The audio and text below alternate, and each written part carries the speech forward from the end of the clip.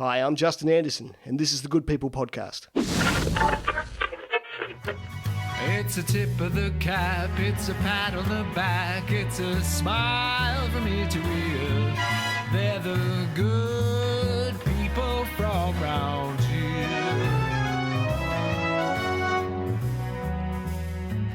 Yes, welcome to another edition of the Good People Podcast. My name is Andy, and I will bring you in this podcast the stories of good people who are tinkering away in the community, doing good things, often under the radar. And the man with me here today is no exception at all. I'd like to welcome to the show Justin Anderson, who is the creator and owner of Bitten By Productions. Justin, welcome to the show. Thanks, Andy. Thanks for having me, mate. It's an absolute pleasure.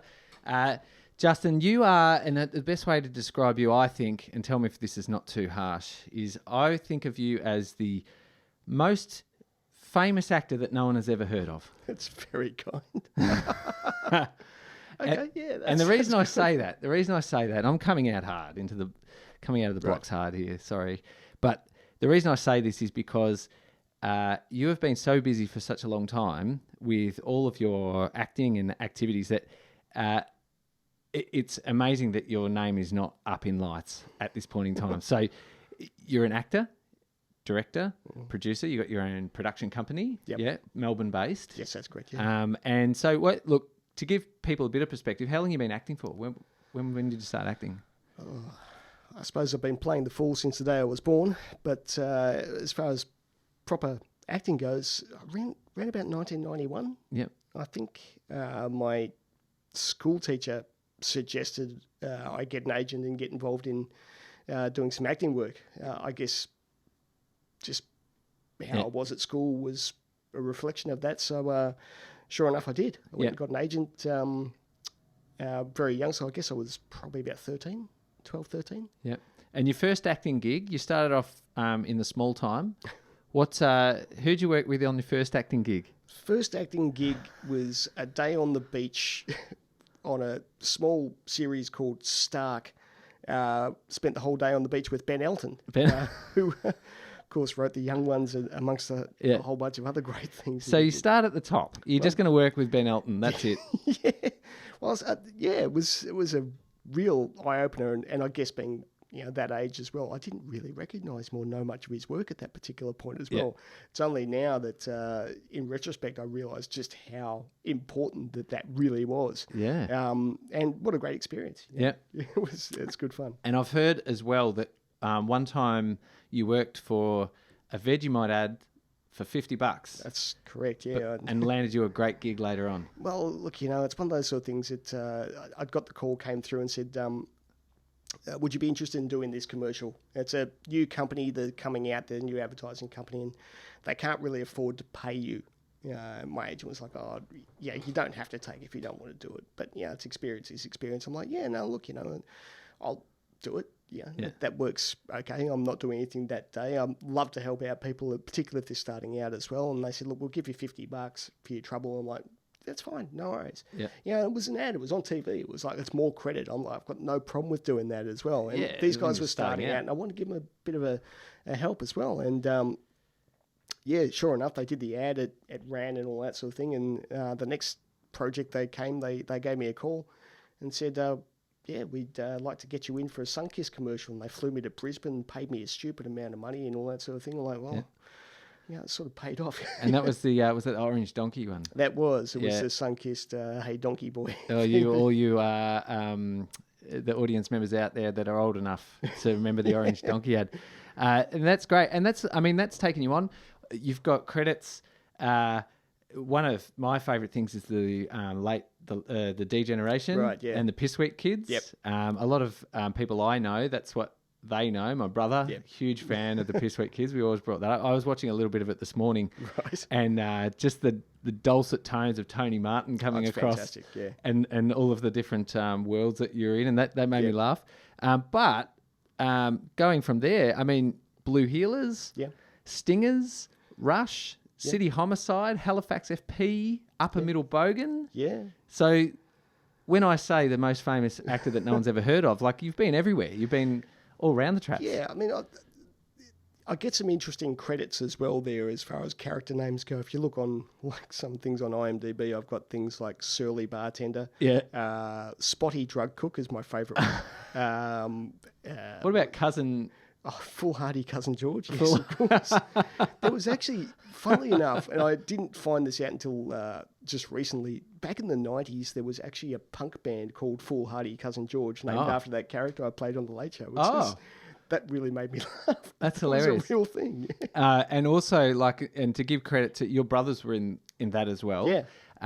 And one of my favourite lines, not one of yours actually, but from that, because there wasn't a heap of lines for the Pissweek Kids. No. But your brother's line when he says, "Oh, it's all going to go to plan unless something unforeseen happens," Yeah. and then they say, "What's that?" He says, "Something unforeseen."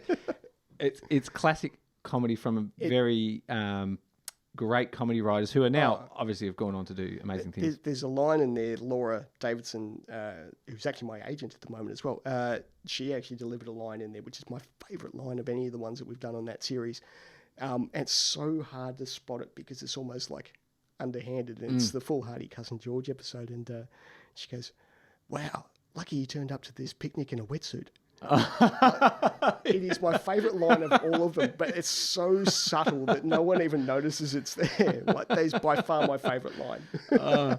It's a classic. It's so quite you've got quite a great amount of credits there. But then, like, what happened then? Because we were talking about Australian TV and drama and all sorts of things. Like, you were, I mean, on a bit of a run there with all those roles, and then something happened. I guess that's the way the industry sort of went at that particular time. Like, there was a great amount of shows that Australia, in particular Victoria, was producing a heap of TV at the time. And, you know, like you were saying before, you know, you had Blue Heelers and Rush and so on.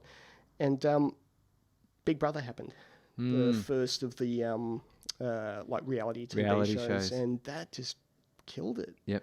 You know, that they no longer started to make the dramas that they used to do. And I guess that people started to get more interested in reality television, and it sort of just stalled the industry altogether. It's coming back now. It's coming back in a big way at the moment. Australian dramas. Oh, yeah, particularly with you know, streaming services throwing more money into it. The commercial networks aren't necessarily doing as much as far as the dramas go, but there's some great stuff happening, particularly because there's some great writers out there who are coming up with some really good ideas, and starting to really just boost the industry again, which is great. It's good to see Australian drama coming back. I mean, we all naturally get a little bit sucked into the reality a little bit, but you know, good quality acting, good, well shot, you know, well produced. Yeah, I mean, we produced back in the 80s in particular. The 80s miniseries were fantastic. Yeah. You know, you had things like Anzacs, which was great. There was the Last Outlaw, the Ned Kelly one that they did. There was All the Rivers Run. There was so many great, really good Aussie miniseries that they did. And then we made great shows. Yep. And then it just sort of stalled. And now we're getting more. And it's good because we're starting to see more Australian stories coming through now. And that's what we relate to. We live in this country. Yeah. We want to see more of our stories. Australian stories, Australian accents. Absolutely. And Australian settings. Yeah, exactly. And, you know, you can recognise things. You know, you look at stuff and you go, oh, that's where I live. That's where I come from. They're my type of people, you know, rather than watching, you know, the big American shows. Nothing against them. I love them. But, you know, it's nice to see something refreshing that's more us. Yeah, I agree. Yeah. I like spotting things that I recognise. I go, oh, that's the road down at Thingo. Actually, I was watching Fisk recently, and they filmed the classic scene where she's singing with the choir out to the firefighters to entertain the firefighters, and they filmed that just over here. Yeah, right. And when I went past and it clicked, I went, oh, that's the spot. Like the connection to the show got stronger, and I'm a big fan of that. So you've done TV acting, but you also theatre restaurants. Yeah, I worked at Dracula's Cabaret restaurant in Melbourne for 8 years. The institution of theatre restaurants. Great time. Yep. Yeah, and just a really interesting job in general. You know, it was a party every single night. Yeah. You know, like we partied with the customers and then the staff would party on the rest of the night. Yeah. You know, that was pretty much the lifestyle. And for the people who don't know what it is, so in the theatre restaurant, there's a dinner and a show. That's right, yeah. But everyone who's working there is dressed up as something. Yeah. So you're dressing up every night that you're working? Yeah, which was fun. You know, Yeah, like yeah. people just really get into that sort of stuff because you're having fun with people, and it is one of those sort of things people really enjoy interacting with people in that sort of way. I think that people are, in the iPhone generation are not as interactive as we used to be, and I think that this was a great job because we did interact a lot. Yep. And it was a show. Like they put on a great show every night. Yeah. And we'd all be madcap nuts, being waiters and bartenders and all that throughout the whole thing as well. Yeah, yeah. Favorite character? Who was your favorite? That I played. Yeah. Oh, crikey. I did a lot. I played Jack Sparrow there for a very, very long time. Among other things, I did Heath Ledger's Joker, or I did The Crow, I did Braveheart, which is like a dead Braveheart. Oh. I tell you what, working in the hospitality industry wearing a kilt, yeah, I've never been felt up more in my life. I kid you not. Hens parties, they get a bit handsy. And I know one of your favourite characters just in general is Indiana Jones. Yes, that's correct. You're a big fan of that. Massive indie fan. Yeah. And I would suggest you're such a big fan that you got a very special hat made. I did. I splurged a little bit, saved up some money, and I put in my measurements and got made an original Indiana Jones hat by Herbert Johnson Hatters over in the UK.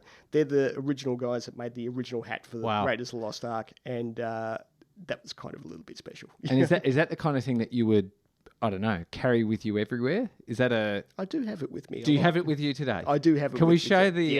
Can we show the? So for those who are just listening to the show, I'll try and describe it. Feel free to put that on.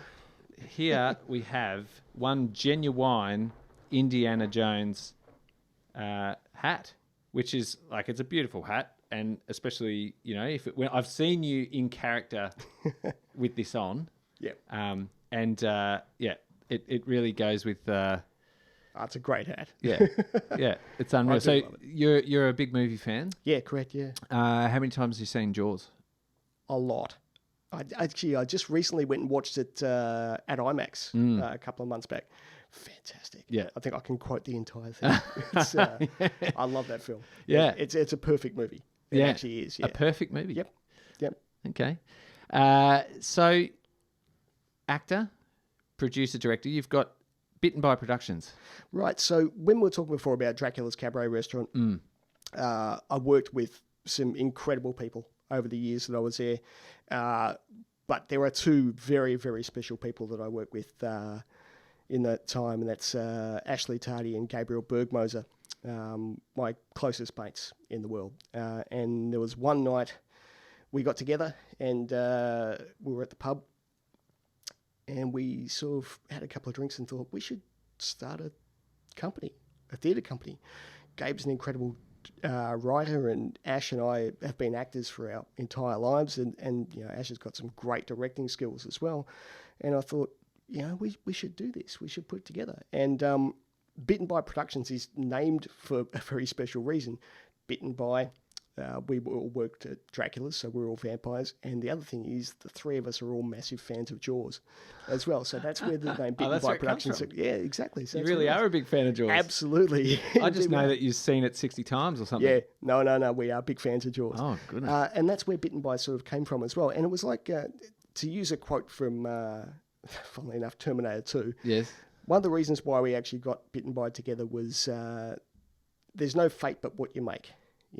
We were doing our thing, and there's not a great lot of acting jobs or that sort of stuff going around. We thought if we can put this together, we can make our jobs. We can create the jobs for ourselves that we really wanted to do, and continuing to do it.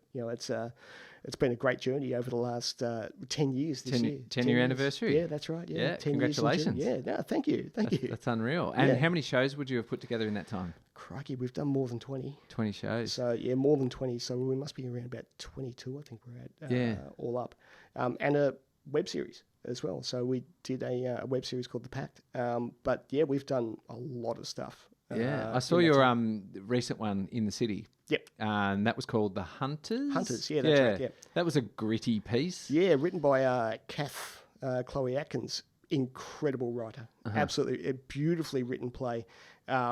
just gritty, fun, gutsy political drama. Yeah, and some good laughs in it too. There was some great laughs. Yeah. Yeah. That was the first time I'd actually properly directed as well, so it was definitely an experience. But great show. Yeah, great fun. That was no, it was really good. And so, I mean, you've been doing this for a long time. So we're starting off. You're a teenager. You get into acting. Obviously, acting goes in ebbs and flows. Yep. You're busy sometimes, and you're not in others. One time you're not busy in acting is during a pandemic. Right. That's a good point.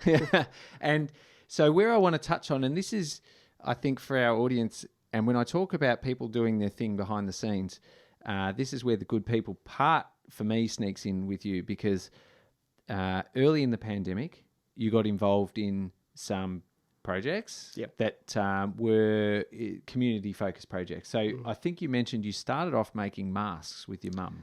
Yeah, so what had happened was, like everyone, I guess, we all got stood down because we were into lockdown. And JobKeeper was about, so people were getting paid money and so on. But I didn't want to do nothing. I couldn't do nothing. And there was a lot to be done. It's just I didn't know where to sort of start. And my mum had got in contact and said she's got a very close friend named Kim Lee, who's works in Braybrook. She's a dressmaker and she's got like a small factory. And she wanted to do something as well. So she wanted to make masks for people. Like face masks. Face masks, yeah. Yep. And she had all the material there and all that sort of thing. And I can't sew. I've got to say that I can't sew. But we went down and just volunteered. We were able to get an exemption to go and work. Well, it wasn't really working because we were doing it on a voluntary basis. But we were able to actually go and do it. And so we'd spend 8 hours a day going and basically helping with the making of the masks. And they were all to be donated as well. So they were all free for pickup as well for people who needed them. They could come and collect them as well from the place. And that was, something that Mum and I did for quite a while. And then from there, though, you stepped into more things. What did you do after the mask making?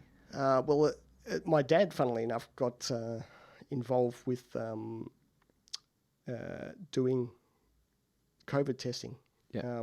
So we're talking nose swabs. Yep, straight up the nose. And this was before they became very kind. This was the old school. The rough ones. Tickle the back of the eye. Make your eyes water. Yeah, pretty much. And this was doing the testing in nursing homes.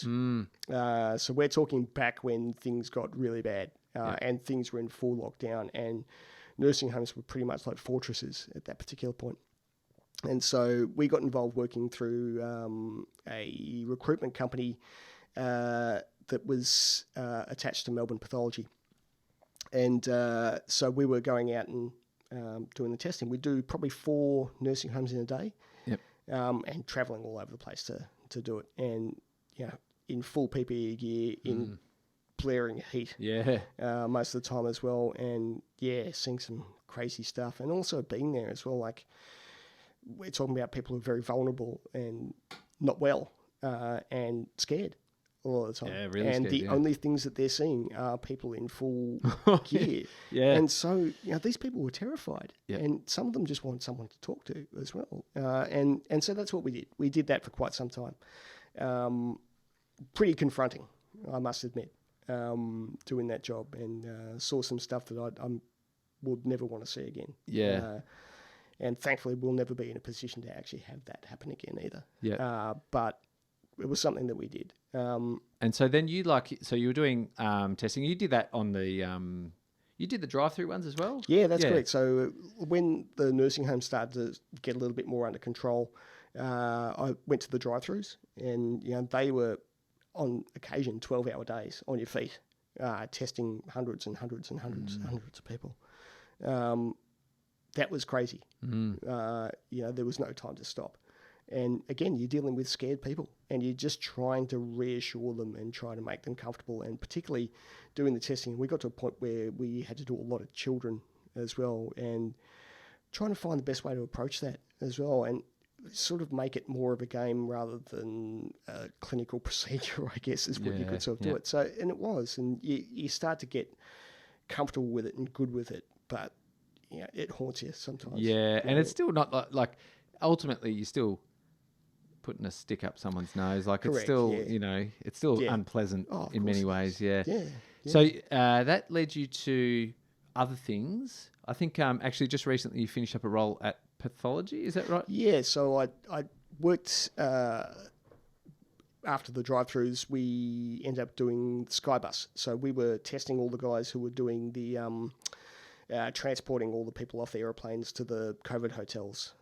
So they had to be tested every single day. Inbound people coming in. Inbound, that sort of stuff. So they were picking them up from the tarmac and then taking them to the hotels. And so they had to be tested all the time. Even though they had to wear all the gear all the time, they had to be tested all the time.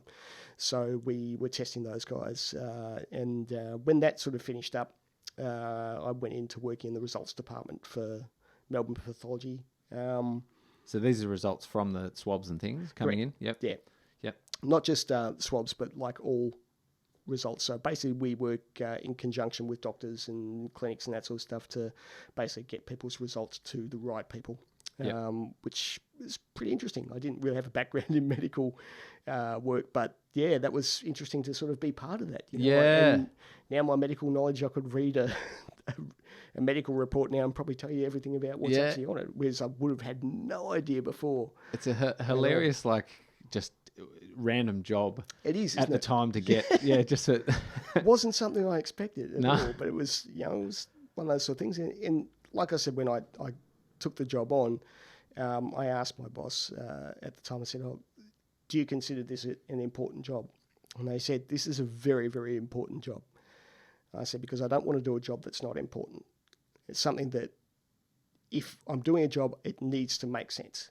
Yeah. It needs to be for a reason. Yeah. And this is an important job because if this result doesn't get to this right person at this particular point, this is someone's life's in danger." Yeah. So, and you always had to look at it like that and always be kind and always be respectful as well, because, that could be your mum. Or someone you care about as well. Absolutely. And, you need to make sure that that's the way you treated it. And that's the way I did. That's what we were doing. Yeah. And so you've also been involved in, I have an excellent memory, which I'll share in a moment, but you've been involved in some disaster relief programs. And my memory is of you in like a flannel with a chainsaw out in the east somewhere chopping down trees. It was like one day I'm seeing you as Captain Jack Sparrow or Indiana Jones in your new hat or whatever. And the next day you're like full lumberjack cutting down trees. And I have to admit, at first I was like, is this an acting gig? But then I was like, no, you're out there chopping down trees that had fallen over in the storms. Yeah, well, that was for a group called Disaster Relief Australia, which I'm involved with as well. And they have deployments all around the country when there's like a disaster, say a fire or a flood or something like that. And after the emergency services have left, there's still a lot of work to be done. And so for this particular job, it was down in East Gippsland, and it was clearing trees that were a fire hazard after there'd been a fire. So it was basically out there on the chainsaws all day. And it was a chainsaw course early in the morning as well, because I hadn't used a lot of chainsaws, or actually hadn't used them correctly. Learning how to use them properly and be effective with those is...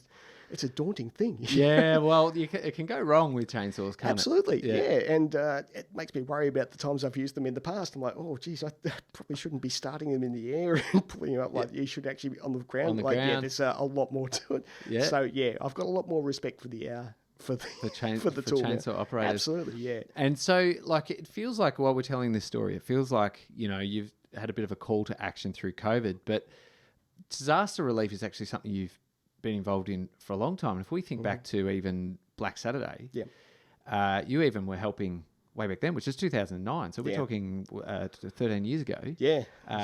You were up in King Lake helping out up there. My uncle's property was in King Lake, and King Lake was hit pretty hard by the fires. And my dad and I went up to my uncle's place after the fire. We actually had to get an escort to get up there because they weren't letting media up, and there was, I hate to say it, there was disaster tourists, people who go up and they just want to see, and it's not nice. You don't go up for that sort of reason. Yeah. And there were, on the way up, there were burnt out cars and all sorts of stuff. It was Bad a horrible thing. Yeah. But we went up there to sort of assess the situation, sort of help out where we could and show a bit of support, basically is what the reason was. Yep. But there was a lot of work to be done at that particular point. And that's sort of, I guess, I don't know, was that the first time you've helped in disaster relief, or is it? Yeah, look, I think helping people has always been something I've always liked to do. Yep. But that's probably the first on full scale doing that sort of thing. And it didn't necessarily go to plan up there for you either, because you had a bit of a nasty accident. Your dad had a bit of a nasty accident up there during the fires. What happened was my girlfriend at the time and I were unloading trucks with supplies. So they had almost like a supermarket set up with shelves. It was a big tent. Yep. And we were unloading all of the supplies that the army had been bringing in so that the local people could actually pick up, food for their animals, just little things like clothing and soap and all that sort of stuff, and food, for people who obviously need it, because some people were living in tents, I think, at that particular point, because they'd lost a lot. And while we were doing that, we were finishing up and I saw my uncle's ute just zip past and, sort of flagging us down to follow him, and Dad was in the back of the ute, and he'd fallen into what was white ash, which was, he'd walked over a spot where I think there was a tree that had just completely burnt through, and it just looked like ground, and he'd stood and fallen in and got pretty badly burnt. And so he was rushed to like a mobile field hospital, and they were almost going to commandeer Kevin Rudd's helicopter to get him out. But they managed to get a helicopter, took him out to the Alfred, where he was there for quite some time. You spent some time in recovery, Yeah, it's a scary time. It's unbelievable, yeah. I mean, we know there was, 200 odd people perished in that. There's a lot of injury as well that went with it. That's a lot. Yeah. And so you've gotten to, you're helping out with disaster relief in that instance there. Mm-hmm. Let's fast forward. The pandemic hits. Yep. You're doing mask making, nose swabbing, results reading, and, chopping down trees, helping out people when there's been fires and that sort of thing. You've just recently finished up with the pathology job and you're starting a new job real soon. And explain in a sentence what this job is. G'day, it's Andy here from In Other Good News, and I hope you're enjoying today's episode of the Good People podcast. Do you know back in 2020 we created Grindhog Day, our very own line of coffee beans that supports the amazing charity Food Bank. Every single purchase of Grindhog Day coffee puts food on the table for vulnerable Australians. But we knew that we couldn't just create any old coffee. We had to create something that would rival the best that is out there. So we've got a blend from Colombia, Brazil, and Papua New Guinea, and it's something that I think is purely magical. But you don't have to take my word for it. Why don't we ask these couple of geezers? How's your coffee, Sonny?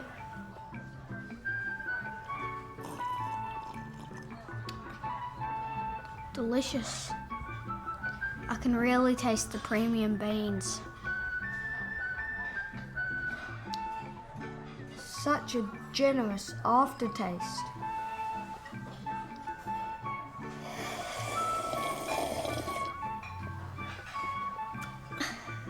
Are you old enough to drink coffee?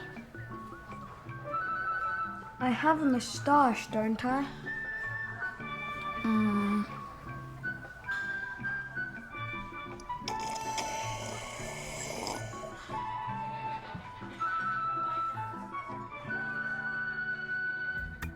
Since we launched Grindhog Day Coffee back in 2020, we have created over 35,000 meals through the food bank system. So if you want to do something good just by drinking good coffee, head to iogn.com.au and order yours today. We've got free and fast delivery for those who live in the inner west of Melbourne, plus we ship Australia-wide. And if you love it, we've got a subscription, so your coffee will turn up on time, every time, and you'll never run out. Amazing. Head to iogn.com.au and order yours today. Now, let's get back to the episode. Well, it's infrastructure instructor, I think is the name of it, and it's basically teaching Australian Defence Force people how to construct mobile field hospitals. Field hospitals. Yeah. So it's almost a full circle. You've come from bare bones, just out there helping, and now you're going to teach cadets, new cadets in the Defence Forces, how to build a field hospital. In the event of an emergency or whatnot. Yeah. It's unreal. I didn't even know that would be a job. Neither did I. After you told me that, I was like, man, that's a great job. What a job. Yeah, there's a lot of travel involved as well. Like it's travelling around basically a lot of the places around Australia. So, that's, I think the training starts this week. Wow. So that's pretty exciting. Yeah, it's great. I was thinking about that a lot yesterday because just think about all the interesting jobs. And so you've had a few now just in this discussion that are random that you never would have thought you would have done. But all coming from the right place, all coming from a place of wanting to help other people, stepping up in a pandemic, saying, well, this is a pandemic, whether we like it or not. I want to make sure I use the time to help other people. Well, it was one of those sort of things, and I've said this on a number of occasions, that when I look back on this particular time, and a lot of people will, they'll reflect because it's a significant point in Australian history, or world history, really, the pandemic, and people will sort of say, so what did you do in that time? And I'll always look back on it with a fair amount of pride that I did something. Yeah. I contributed what I could to sort of make things a little bit better or easier for some people. Yeah. So I think that's something that I'll always look back on. And you've absolutely made a difference. There is no doubt about that. Now, you and I have some history. We have some history. We actually met a long time ago, right? Early 2000s. Yeah. Sorry to make you feel old. And we actually used to work at a pub together. That's right, yeah. And I feel this is significant because if we talk about you being a actor, a movie lover, a lover of screen, we lived through a period and worked through a period at a pub in Moonee Ponds, right, which was basically in the heart of the Underbelly story. That's correct, yeah. At the time that we were working there was when all of the Underbelly story was unfolding. That's right, yeah. And so we actually, in the pub that we worked at, would regularly see the characters from the show, who a lot of them are dead now. Oh, yeah. And so, the first series had come out and we were still working there. That's right, yeah. There were characters that came in still after that were in the other series to follow that had died. Yeah. Like, wasn't that a crazy time? Really strange. Yeah. And dangerous as well. I don't know if we even thought it was dangerous at the time, but it was. Yeah. It really was. It was, I certainly saw a few guns when I was in there on people's person, and that was just how things were at the time. You knocked, you sent Carl Williams home? He turned up one day and remember myself and the other major on duty had to go out and greet him in the car park. Yeah. Paul calls me up and says, "Oh, can you go out the front and I'll meet you at the foyer?" I'm like, "Yeah, okay, what are we doing?" "Oh, yeah, Carl Williams is in that car. We've got to tell him he's not allowed to come in." I'm like, "Are you serious?" You want me to go and okay. So we go up and knock on the door, and he's this big fat guy sitting there playing on his Nokia phone, and Paul's like, "Oh, hi, I'm Paul, and this is Justin." I'm like, "Oh, geez, he's just told him my name." Yeah. Yeah, we're the majors on duty at the moment, and we just have to let you know you won't be allowed to come into the pub. He goes, "Oh, why? What's why?" It's like, well, because everyone's trying to kill you right now. It's not good for business if you go and do it in our place. And effectively, that was the reason. Because he'd been barred from Crown at that point and a few other places as well. And basically, we'd had this is how old it was, a fax had come through. Yeah. And the fax had basically just said, if Carl Williams turns up, he's not allowed to come in. Yeah.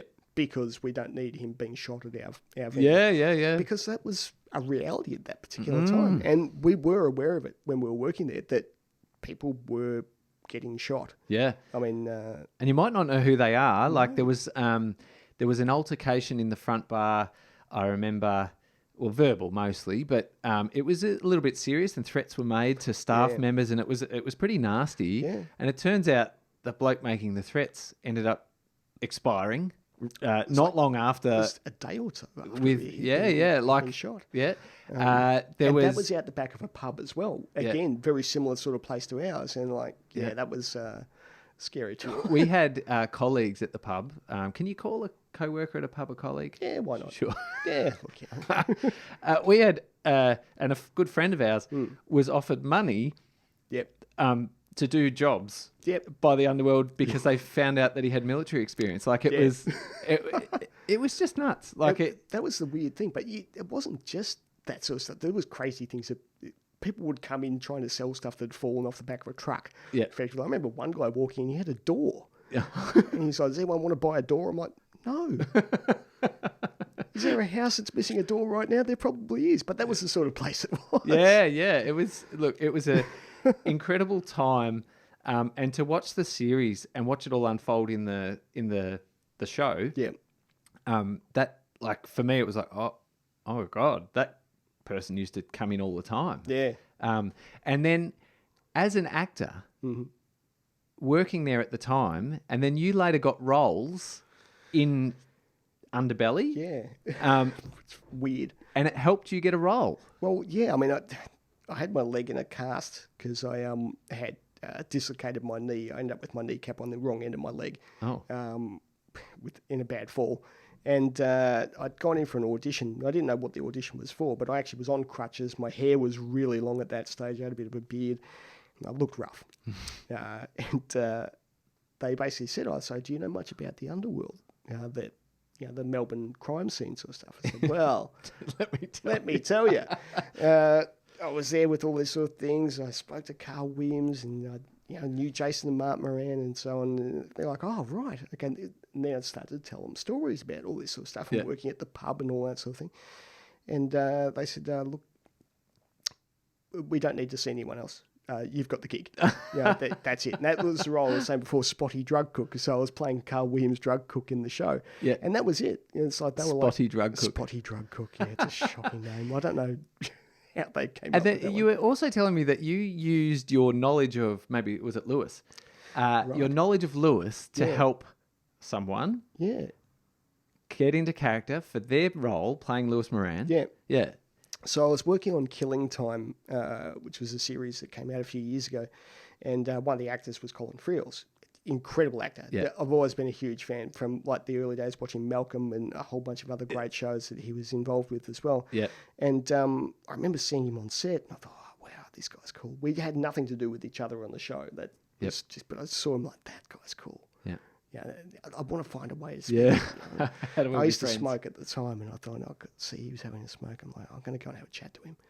And I had a lighter in my pocket, but I just go and ask him for a light, and that gives me a bit of an in. Yep. And so I said, "Oh, you wouldn't have a lighter, would you?" And he's like, "Yeah." I said, "Oh, mate, I'm a huge fan. I've seen you in so many great things." And I said, "I noticed you're playing Lewis Moran." He goes, "Yeah, that's right." And I said, "I knew him. He used to come into the pub I worked at." And he goes, "Oh, really?" Yeah.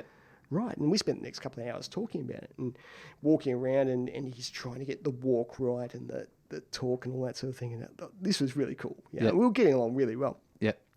And we did a scene, and he's coming out of an interview room, and David Wenham was in the shot as well, and the director's yelled cut after he comes out, and he just gives me this massive death stare. And it's not scripted. It's not supposed to be there, but he does it anyway. Yeah.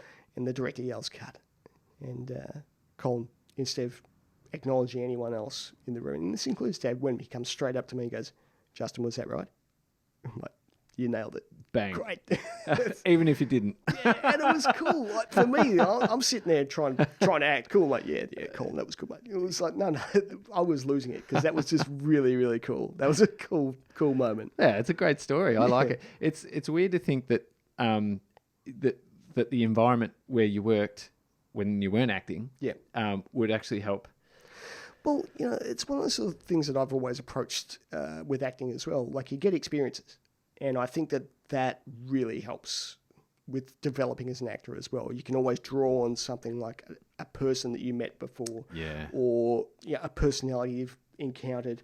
You can use those and almost emulate them and use that sort of thing. And I think I've had tendency to always play bad guys in most sort of stuff. And it's probably because I've met a lot of them. You've met a lot of the bad guys. And that's the sort of people that we did come across. We came across some incredibly bad people when we worked Yeah. at that place. But that was the era. That was the time. Yeah. And that was what we did. Yeah. And again, it was like just another day at the office, really, wasn't it? It really was. Someone's getting glassed in the face, or something. That was what would happen. Yeah. That's the sort of thing. But we did it. And the amount of times that, we had to be the first ones to do first aid. Yeah. There's someone who's badly injured or there's a car accident out the front. And the first thing Yeah. is you're the first responder. Yeah. Because you're there. Yep. That's what happened. That's Yep. what we did. Yeah, interesting times. And talking about interesting times, as a segue, you're also a historian. You're an avid historian. Yeah. And I love seeing your pictures that you post on social media of your family members. Yeah. So you go digging for stories about your family members? Yeah, so back when I was in high school, I did a family tree as like a school project with my grandfather, who's sadly he passed away a long time ago. But we used to talk about that a lot, and discovering family history and all that sort of thing. And the one thing he said, he goes, names and dates, they're one thing.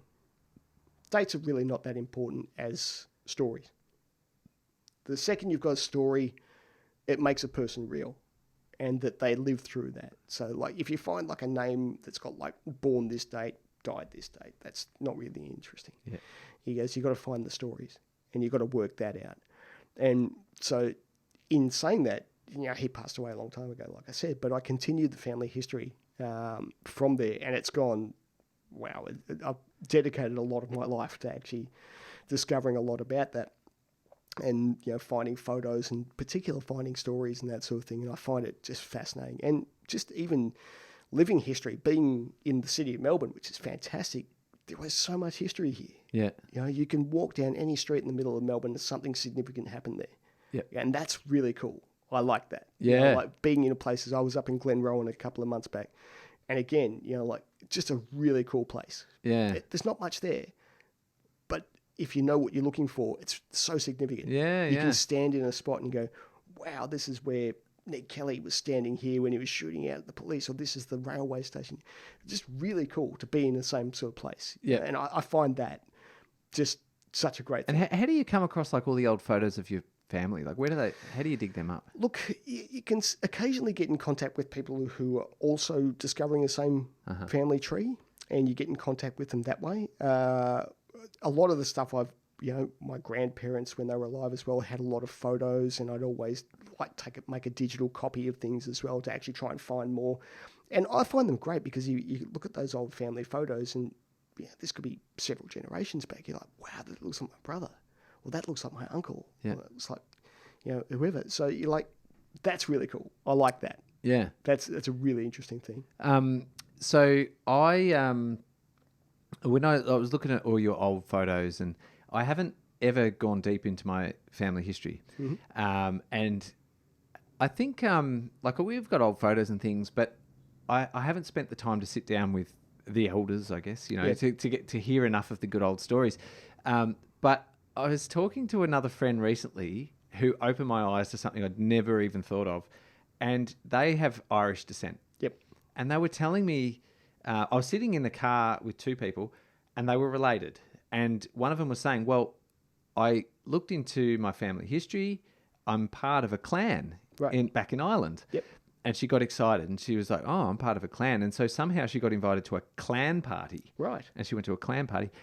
And at the clan party, she met her relative, who was also Australian, but happened to be an actor working in Hollywood at the time. There you go. And for some reason, we were all in the car together at the same time. It was a bizarre experience. But they got so excited about, talking about this clan party they'd went to, and that's how they'd met. Okay. And I was like, hold on, who else has a clan? Do I have a clan? And I thought, Andy, you're a Wallace. So a couple of generations back, Yep. my grandmother was a Wallace. And I'm like, well, there's a Scottish name. There's got to be a Wallace clan. Surely it's probably a big one. Yep. And then I thought, how do I get to a clan party? So then I started getting excited. I have no idea. Yep. How would I even do that? Yeah. How would I even find out who my clan is? Yeah. Do you know how to do that? I can do that for you. Is it? Would you be able to help me find Yeah, absolutely. my clan? Indeed, I can. Yeah, just give me a couple of details and family history stuff, what you know. Yeah. And I'll do some digging for you. And let's see how far back we can go. Wouldn't it be cool if I could get back to Scotland Yep. with my clan? Yep. Probably visit a few distilleries You along the way. Along the way, wouldn't that be unreal? I got you so could excited by try and find that. a monster while you're there as well. Oh, There's a yeah. giant lock there, isn't there? So you reckon you could help me find the clan? Sure. I got excited. I'm excited about this. I am super excited about this. What we need to do in the future is I need to let you off the leash Yep. and go digging. Yep. And let's see if we can find my clan. Yep. I'd love to have you back at some point if we can catch up and see where we've got to, because imagine the result of this conversation is I'm off to Scotland to a clan play. I've probably got a kilt. Yeah. I'll probably have to get one. Well, it's a must, isn't it? It's a given. The family kilt. Hey, Justin, I've really enjoyed our conversation today. It's been a pleasure, mate. Thank you so much for having me on. It's been an excellent way to. It's a great reason to have you come back again. Yeah. In preparation for this, we had a bit of a chat about old times. Yep. And we had so much to talk about. Oh, did we ever? It was an unbelievable. Well, we've known each other for over 20 years, so Yeah, I know it's scary when you say it like that. And just think about those crazy years at the pub and whatnot. We've got a lot more to talk about. You're going to get loose and see if you can find me a clan. I'll do that We'll for get you you. back in a little while. Who and knows what else we might find in there? Yeah. It could be some very interesting things. Well, hopefully good things. Well, hopefully good things. Let's get some stories out. Yeah, absolutely. All right. Well, Justin Anderson, thank you so much for joining Thank us you, on mate. the Good People podcast. Thank you. It's been an absolute pleasure. And join us next time. Thanks very much. Thanks. Well, it's a tip of the cap, it's a pat on the back, it's a smile from ear to ear. They're the good people from round here. They're the good people from round here. Come on, let me introduce you to a few.